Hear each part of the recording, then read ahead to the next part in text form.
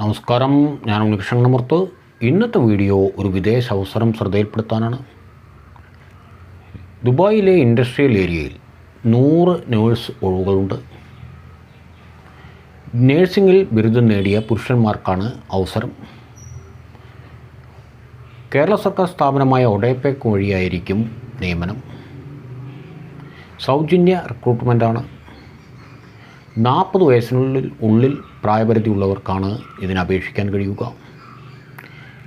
അവരുടെ ഇമെയിൽ അഡ്രസ്സിൽ ബയോഡാറ്റയും പാസ്പോർട്ട് കോപ്പിയും അയച്ചു കൊടുക്കേണ്ടതാണ്.